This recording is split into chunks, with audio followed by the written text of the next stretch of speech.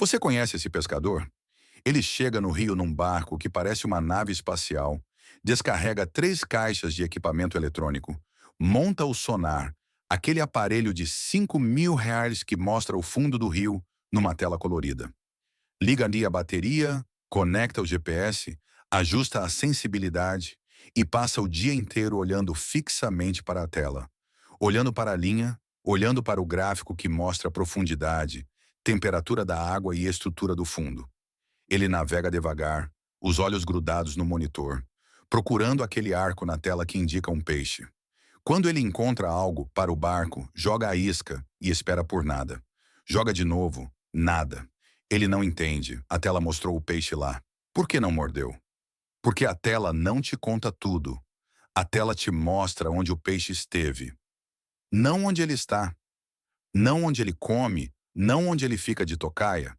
E acima de tudo, a tela não te ensina a ler o rio, a entender o comportamento dele, a ver os sinais que a natureza te dá de graça.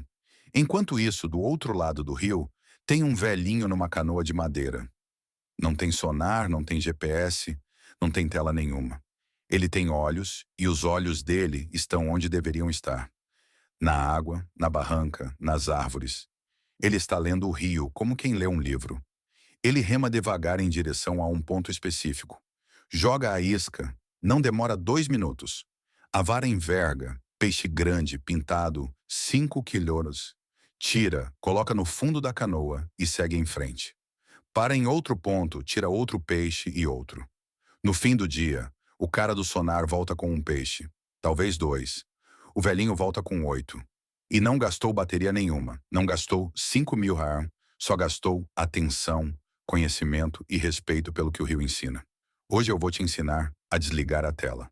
Eu vou te mostrar o sonar do caboclo, os 3 sinais visíveis que o rio te dá de graça, que estão bem ali na sua frente, que você passa por eles todo dia e não vê porque está olhando para o lugar errado. E quando você aprender a ler esses sinais, você nunca mais vai fazer um arremesso às cegas. Você vai jogar com precisão cirúrgica. Ele vai colocar a isca exatamente onde os peixes grandes estão e vai pescar como nunca pescou antes. Primeiro sinal: a superfície espelhada, o remanso, a área de água parada. Você precisa entender uma coisa sobre peixes grandes. Peixe grande é velho, e peixe velho é esperto, e peixe esperto é preguiçoso.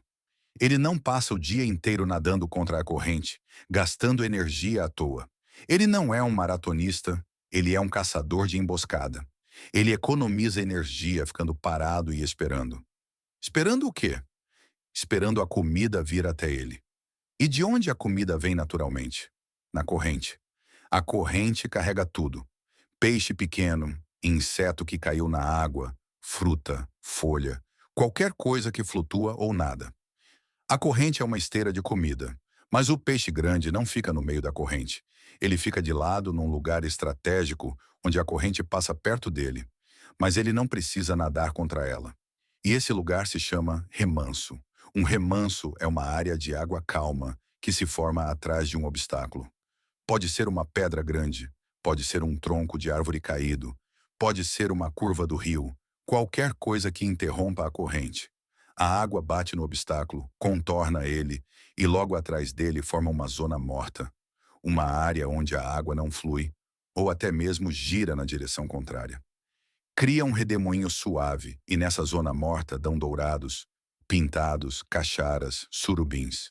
Todos os grandes predadores amam remansos porque é estratégico. A corrente passa trazendo comida, e tudo que a corrente traz e solta gira no remanso. Fica preso, fácil de pegar.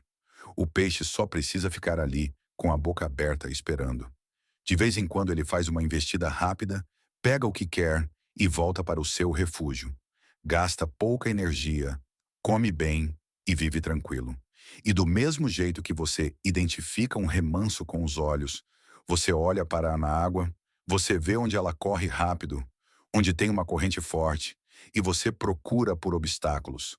Procura por uma pedra grande saltando da água. Procura por um tronco de árvore caído que está semi-submerso. Procura pela curva acentuada do rio. E quando você encontra o obstáculo, você olha bem atrás dele. no lado oposto de onde a corrente está batendo, e você vai ver que a água ali é diferente. Ela é mais calma, mais lisa, parece um espelho. Ou você vê ela girando devagar, fazendo aquele movimento circular. Esse é o remanso, e é ali que você arremessa a sua isca. Não no meio da corrente, não longe.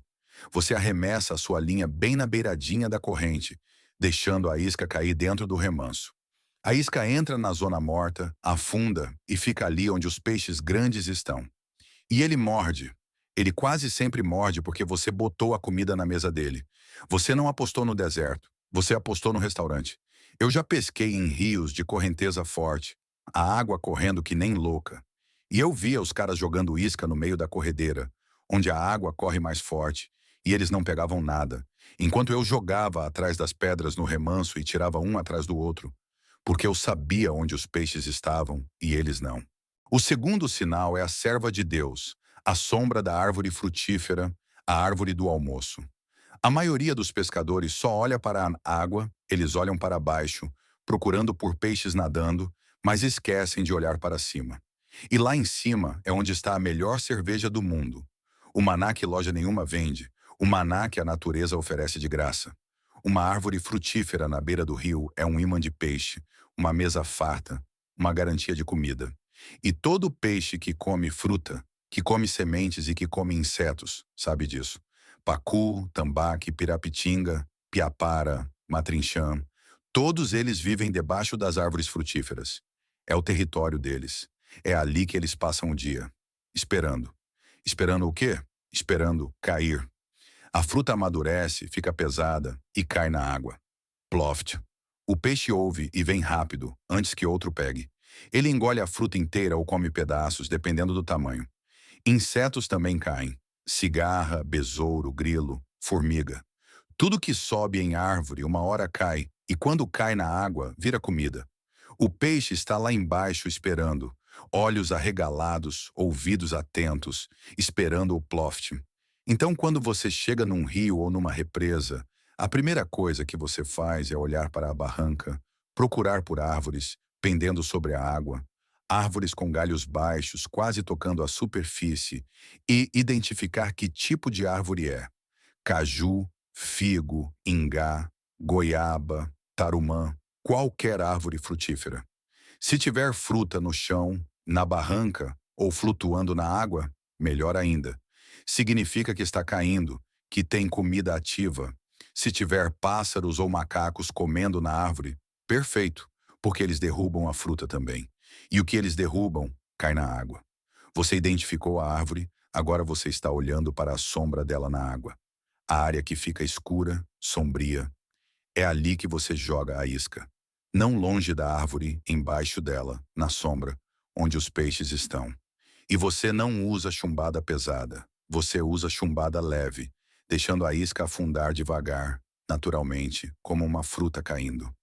Se você usar milho como isca, um pedaço de fruta, massa de pão, melhor ainda, porque imita o que cai naturalmente. E quando a isca chega no fundo ou fica na meia água, o peixe vê. Ele pensa que é só mais uma fruta que caiu, mais uma refeição fácil, e ele morde sem desconfiar de nada, porque está no contexto certo, está no lugar certo.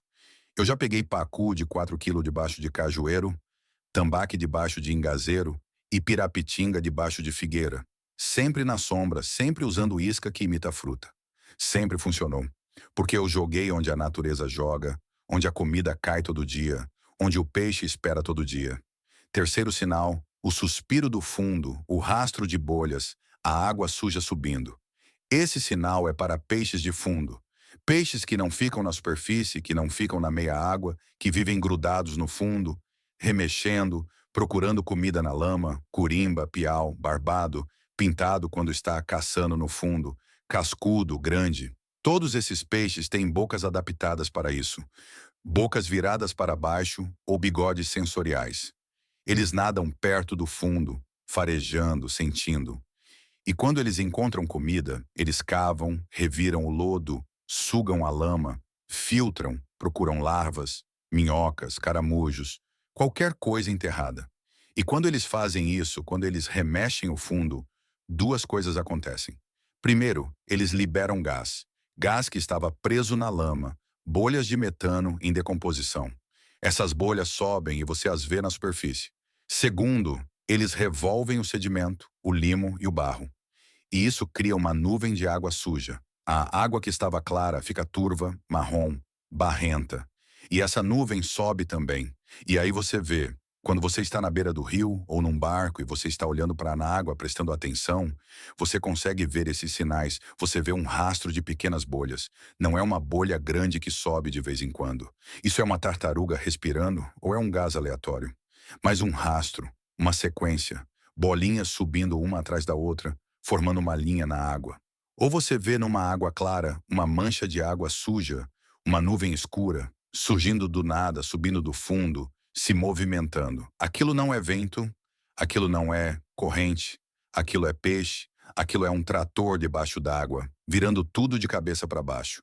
E quando você vê aquilo, você marca o ponto mentalmente ou com referência a barranco, árvore, pedra, poste, qualquer coisa.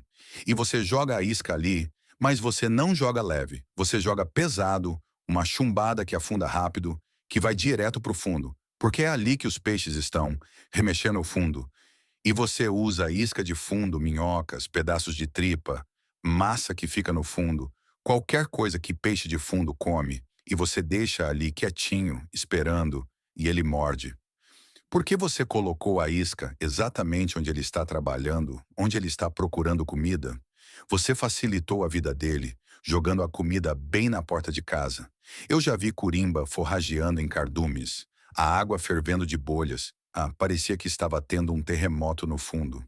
Joguei a chumbada bem no meio com a minhoca. Não durou nem um minuto. Fiz um gol, uma curimba de quase 2 quilos, e peguei mais três, uma atrás da outra. Porque o cardume de peixes estava lá trabalhando e eu joguei a minha linha onde eles estavam. Esses são os três sinais: o espelho atrás do obstáculo, a sombra da árvore frutífera, o rastro de bolhas e a água suja. Três sinais que o rio coloca para você.